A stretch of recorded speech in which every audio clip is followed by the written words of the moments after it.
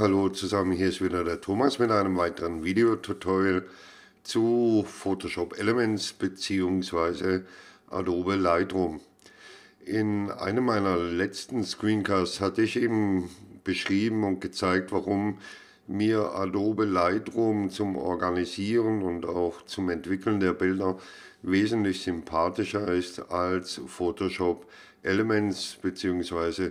dieser Organizer von Photoshop Elements. Und in diesem Zusammenhang kam auch die Frage auf, wie man jetzt eben hier direkt Bilder eben in Photoshop Elements bearbeiten kann, die man in Adobe Lightroom entwickelt hat.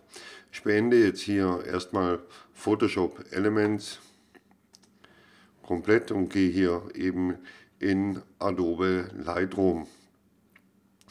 Ja, normalerweise, wenn man in Adobe Lightroom eben dieses Abo hat von der Cloud, dann hat man natürlich das Adobe Photoshop CC, also das vollwertige Photoshop, und dann integriert sich das insoweit ziemlich tief, dass man eben hier dann einfach sagen kann, das Foto bearbeiten in Adobe Photoshop CC 2015 eben jetzt aktuell bearbeiten. Das geht eben nicht mit Photoshop Elements. Es wird wahrscheinlich daran liegen, dass eben in Adobe Lightroom der vollwertige Adobe Camera RAW Konverter ist, und es ist ja im Prinzip eine RAW-Datei, die wir hier jetzt noch vorliegen haben in Adobe Lightroom. Also sehen, das war jetzt hier eine TIFF-Datei, aber das hier ist jetzt eben eine RAW-Datei. Und und aus diesem Grund wird es wahrscheinlich nicht gehen, dass man es eben praktisch so direkt in Photoshop Elements öffnet. Aber es geht, und zwar über diesen Umweg einer TIFF-Datei.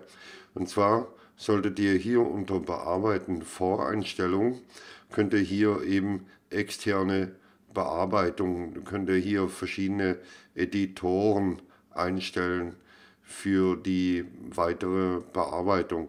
Also standardmäßig hier jetzt bei mir eben, weil ich auch das Photoshop CC natürlich bei mir installiert habe, ist es hier oben natürlich gleich automatisch erkannt und da kann ich das direkt öffnen.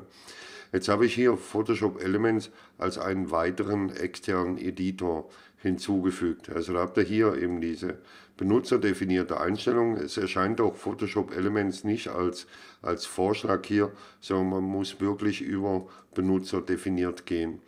Und jetzt muss man hier die Anwendung wählen und dann geht man hier eben auf diese Schaltfläche wählen und jetzt muss man die Exe-Datei von Photoshop Elements eben suchen.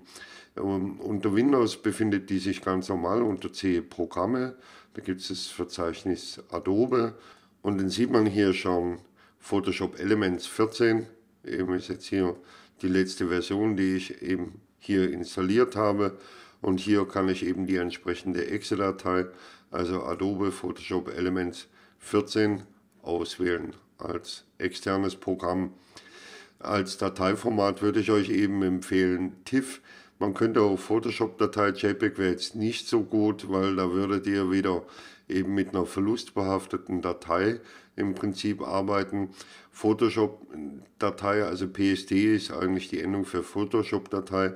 Da ist die Frage, inwieweit das eben wieder unterstützt wird von den Funktionen her.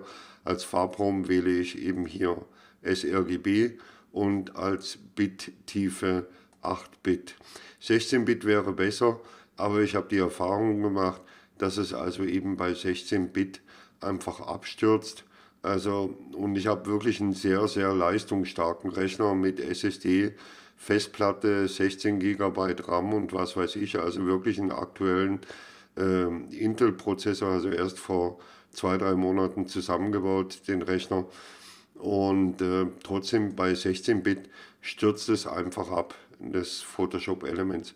Also da solltet ihr einfach als Bittiefe, das ist die Farbtiefe praktisch, hier 8-Bit auswählen. Die Auflösung, wie gesagt, spielt jetzt hier erstmal noch gar keine Rolle. Und wenn ihr diese Voreinstellung soweit gemacht habt, dann könnt ihr hier einfach auf OK klicken.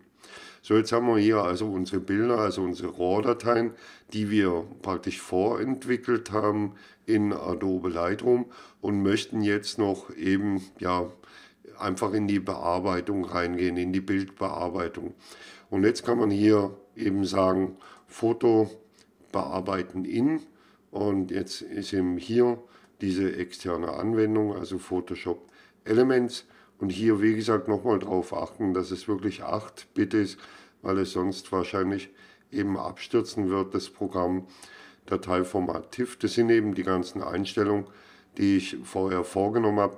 Man hat hier oben auch gar keine anderen Optionen, also man kann nur hier mit einer Kopie mit den Lightroom-Anpassungen bearbeiten. Das heißt also, alle Entwicklungseinstellungen, die jetzt vorgenommen wurden in Adobe Lightroom, die werden angewendet und es wird ein TIFF erstellt, und mit diesem TIFF kann man dann in Photoshop Elements weiterarbeiten.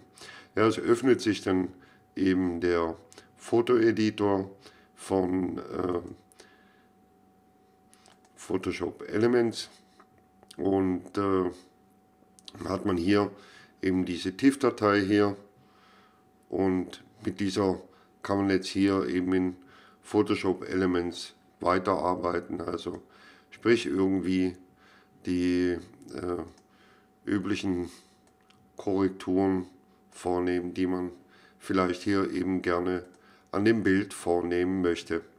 Ja, das soll es gewesen sein als Antwort auf die Frage, wie man jetzt eben Photoshop Elements und Adobe Lightroom miteinander kombinieren kann.